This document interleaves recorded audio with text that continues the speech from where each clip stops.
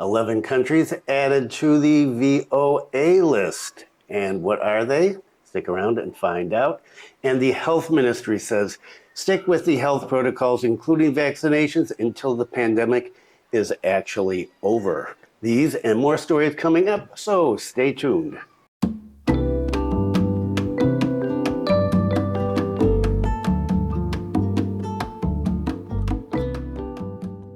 Selamat siang. Welcome back to the latest news from Bali and Indonesia.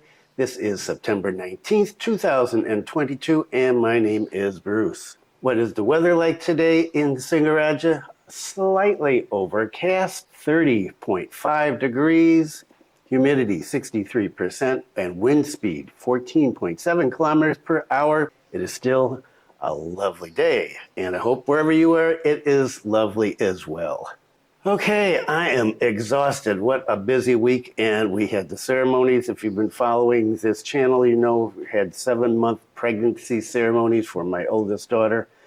A lot of people in my house, a lot of stuff going on, and so a video will be coming up on that, hopefully in the week. And I took the family out to thank them for all the work that they did on the ceremonies, and we went to a restaurant that I've never been to before in Singaraja, and the food is really good, and there'll be a video on that coming up too. Okay, so a number of videos coming up.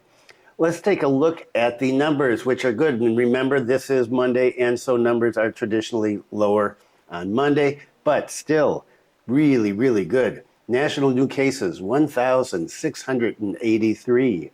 National recoveries, 1,667.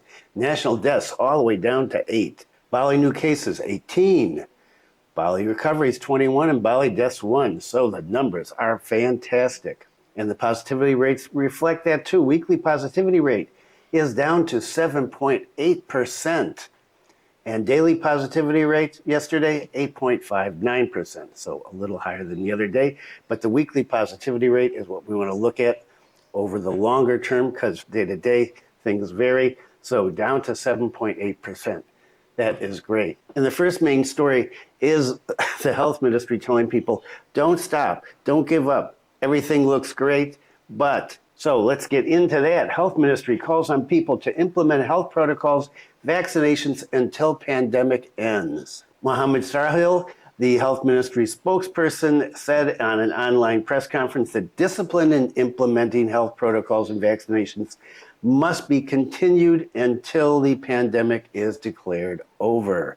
And most of us are acting like it is already over. The WHO has thanked all countries for keeping COVID-19 under control. Hence, it can be said that the pandemic's end is within reach. However, just because the endemic phase is within sight, it does not mean that the threat of SARS-CoV-2, which causes COVID-19, is over, he said. Therefore, he added, Indonesians must play a role along with citizens of the world to utilize the endemic golden opportunity by maintaining the health protocols and vaccinations. The WHO policy to revoke the pandemic status will depend on how people respond to the pandemic situation in each country. According to Pak Mohammed, he said, if we cannot maintain health protocol discipline and vaccination, what the WHO said may not turn out to be the golden opportunity. The WHO has provided 6 guidelines to all country stakeholders looking to shed the pandemic status.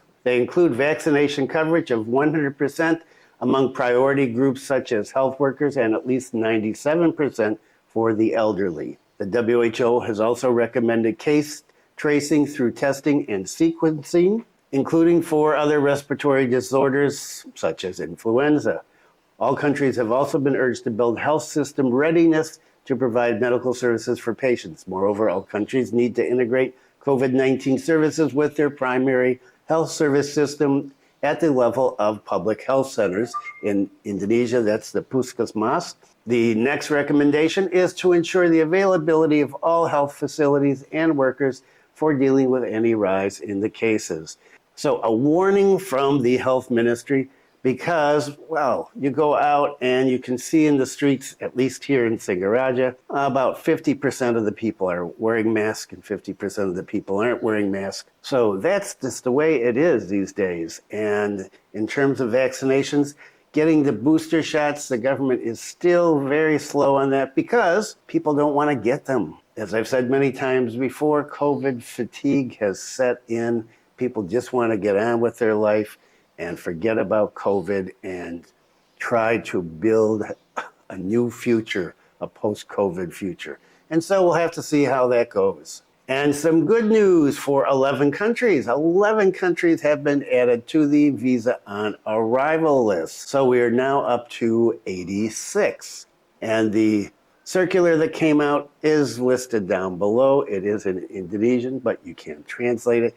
And it's really basically the same thing, except that there's a new list of countries. And what are those countries? The new countries are Albania, Andorra, Chile, Ecuador, Ireland, Liechtenstein, Palestine, San Marino, Suriname, Uzbekistan, and the Vatican. How many people are in the Vatican? For that matter, how many people are in Liechtenstein? So there we are. We've got 86 countries that can come in visa on arrival. So you can get the visa on arrival now for 86 countries. And it can be extended for 30 days, but you cannot extend it at the airport. And what is going on with the Canggu and the noise thing? Let's take a look. There's been a little update. Traditional village in Canggu office respond to noise freak. So, you know, if you followed these videos, that there was a petition put online and it got, I don't know, over 8,000 signatures the last time I saw, and that got the government rolling on stuff. But according to Bendesa Adat Canggu Wayan Swarsana, he said that before the appearance of the petition, they had actually already gotten to work. There'd been a meeting with the Perbakal, the Desa Adat Canggu, Kalian, and other community leaders to reaffirm the operating hours of music playback. So he's saying, we were already on this before this petition came. Was he? I don't know. He says he was. Kind of curious that after the petition hit online, all this stuff started happening quickly. Swarsana said that prior to the petition, there were hotel and villa entrepreneurs who reported the disturbances, and from the report, a meeting was immediately held to address this. And he said this report was before the appearance of the petition. So according to the meetings that were held before the petition, it was decided that music in the areas where people are living had to be turned down at 23 o'clock, it's 11 o'clock, and at 2400 had to be turned off. For the places that are outside of the living areas, the volume of the music needed to be lowered at 2400 at midnight, and by 1 o'clock it had to be turned off. It was also decided that music events in residential areas could only be held once a week. I'm not sure what musical events those are, like big parties that you see at the beach clubs sometimes, at Finn's, at that new one, Atlas. He said every music event has to have a letter of explanation addressed to the Klian Adat, Klian Dinas, Bendesa Adat, Perbakal, and the police. He said this decision did not regulate the volume or the noise level, and it was up to the guests who want to drink at the bar, but the music has to be turned off. From the results of the joint meeting at Bali Sapol recently, it was decided that music events have to be stopped maximum 1 o'clock, and that the agreed noise limit is 70 decibels, as I talked about the other day. Swarsana also said that there was a regulation to take care of noise levels since 2018, and he said according to this, in the Canggu traditional village area, the time limit for playing music is at midnight, and that this applies to the entire Canggu area. He said, but in the tourist areas, the conditions are different because there's tourists who are looking for a new bar at 11 o'clock if the bar closes early.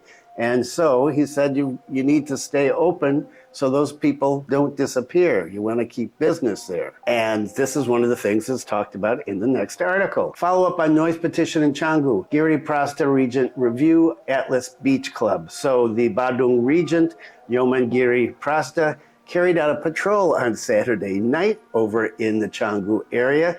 He wanted to see what was going on with the noise. Did not go by himself. He had police, he had military with him. And he said that guidance and supervision of tourism businesses, especially in Badung, will continue to be carried out. He said the joint patrol is a form of synergy between the military, the police, and the government in preventing unlawful acts that can disrupt a safe and conducive situation. The regent said he'd heard of the petition, and he asked all parties to be equally understanding without having to harm businesses and still protecting the interests of local residents so as not to be disturbed. He said that the operating hours have been regulated in a regional regulation, including those in the Bali provincial government. To address this issue, he said, managers must have a time limit so that music is turned down when the hours are late at night. He said tourism and community life have to coexist with each other and respect each other. Considering the Canggu area is now an area that's developing tourism, we have to jointly develop the area, he said. And so this story is going to go on and on and on. Well, we're going to see how things pan out. Will the noise go down? Will bars close when they're supposed to for a long time? Or is this going to happen for a week or two or a month and then it goes back to the old way? I don't know. We'll keep track on this one. Okay, 2 bule behaving badly stories. And it's interesting, every time I do a bule behaving badly story on here, the number of thumbs down goes up. Now, you can't see these because YouTube doesn't show them anymore, but apparently some foreigners don't like it when I do these bule behaving badly stories. Too bad. It's happening, and I am going to talk about it. Viral video of Caucasians fighting in Bali. Bali police will coordinate with state representatives. That's actually country representatives. So viral videos of fighting going on in the streets between foreign nationals. So viral videos of foreigners fighting in the streets in Bali has really gotten people upset, netizens upset here. The first incident is people fighting in Jalan Dewi Sri in Kuta. The video of the fight started circulating on Saturday night, and the foreigners were seen fighting in the middle of the road, and this is online, you can't find it, and it does not look pretty. The motorcycle of one of the Caucasians was lying on the road, thus disturbing the comfort of other road users. In the video, somebody is honking their horn consistently, and there is a woman screaming, police, police, police, and these guys are wailing on each other, and it was not a very fair fight. It was 2 or 3 to 1, and there was a bunch of guys going on. It was hard to tell who was doing what, but it was definitely not good public relations for foreigners in Bali. And in the second video, 2 Caucasians are seen arguing with each other at the Nusa Dua toll exit. The argument occurred because one of the Caucasians was suspected of driving a car recklessly so that the other driver could not pass him. And in response to all this, the Bali police conveyed this. They said that they are going to coordinate with representatives of friendly countries in Bali, and they are going to tell them that they need to educate their citizens who are in Bali about proper behavior while they are here. The head of public relations for the police said, coordination is going to be carried out so citizens are educated or obey and respect the rules that apply in Indonesia, especially the rules in Bali. Additionally, the Bali police will also take action against Caucasians who are proven to violate the law in the Bali region, conducting legal proceedings against the perpetrators according to the applicable rules will be carried out, he said. So this was the first story I've seen, and this is, of course, popping up all over local media here now. Second story about the same thing, but this time they've pinpointed who people are. Russian Caucasians fight on the streets of Kuta. Police say this: an unequal fight between Russian Caucasians has gone viral on social media. And this is the one in Kuta, in Jalan Dewi Sri. The article says a man was attacked by several people. A motorbike is laying in the street, as I said, and he was slammed into the street by approximately 3 people. They're chasing him. At the same time, another Caucasian man is seen trying to defend the poor Caucasian, but he was still punched and kicked repeatedly. The fight was quite disturbing to traffic flow. Some cars and motorbikes stopped and honked because of the fight that took place in the middle of the road. The head of Kuta police explained that the perpetrators involved are being questioned. Their statements are being taken, he said on Sunday. He explained that the people that were involved were citizens of Russia. He said the motivation of the fight is still being investigated. And of course, this came to the attention of Nilu Jelantic, And Nilu Gelantic, for those of you who don't know her, is a well-known figure. She's an entrepreneur, a politician, a social activist, and she is often involved in situations of foreigners behaving badly, bules behaving badly. And she gets into it and she posts videos and comments on her Instagram channel, and she also goes and gets involved in a hands-on way. There was a video last week of her berating a guy who had basically verbally attacked and threatened a old Balinese man who was running a homestay. So on Nilu Gelantic's Instagram page, it says, "Control Bali's waste, troubleshooting tourists." She said, "Trash tourists like this do we want? If you want, fight in a boxing ring, not on the streets, disturbing traffic and surrounding communities." He said, "Look at the motor lying down. It could be a rental motorbike. Imagine the blisters, even though they are only paid tens of thousands a day. The owner can cry in the corner." Okay, I'm not cleaning up this translation. I'm just taking it as I got it off of Google. "Bali is dignified. The window of Indonesia tourism must be guarded. Don't let this barbaric behavior be imitated by tourists visiting other parts of Indonesia. Tired of taking care of you guys. Must use God-level patience." And then in a message to the police, she said, "Mr. and Mrs. Police, I'm sorry that we often bother you. I ask that these humans be brought to order and understand that Indonesia is a country of law and they are guests who must respect the host. Thank you, dear. Strong and healthy in spirit. Always take care of us Balinese." Just behave. I don't know why it's so difficult to just behave. And there is another one, and this one is just stupid. "Criticized for making urine content in the Bromo area. Foreigners apologize." Okay, on the one hand, you've got these guys who are probably drunk when they were out fighting. I don't, that's just my guess there. But this one, I don't know, what is this? A viral video that shows disgraceful behavior of foreigners visiting Mount Bromo. In the video circulating, several foreigners are seen making content when they get into the Bromo area. However, one of the scenes shows a male foreigner urinating in the area. I don't know what the intent and purpose is to make the content of peeing carelessly. Why would you put this on a video and upload it to your social media account? Seeing this action, netizens were furious. The reason is that Mount Bromo area is sacred, especially to the Canggu tribe. Receiving criticism from netizens, the perpetrators finally apologized for his dishonorable act. The foreign tourist uploaded the video through his Instagram account at hometown.earth. Okay, if somebody's got a hometown earth, I guess I'm imagining they're part of the woke crowd.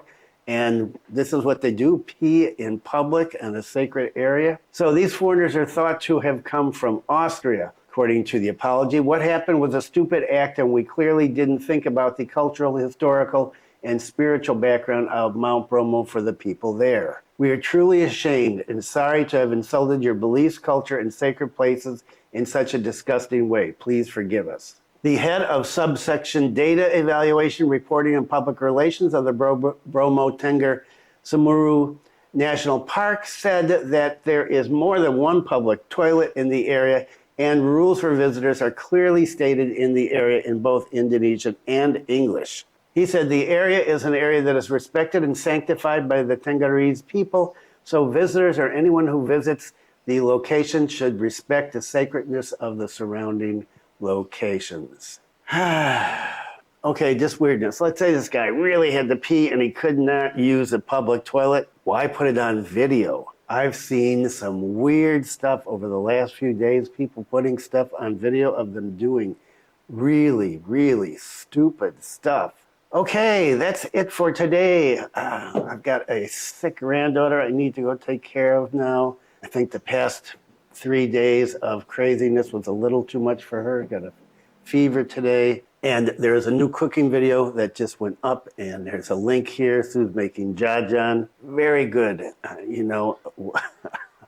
I said, yeah, I don't know if I really like these. And she said, just try it. I did. I had 12 with some coffee. And she says in the video, these are good with coffee or tea. Yeah, that was great. I had my coffee and 12 of these things. They are so addictive. Okay, thanks for viewing. Be kind to someone today. Stay safe, and I will see you on Wednesday.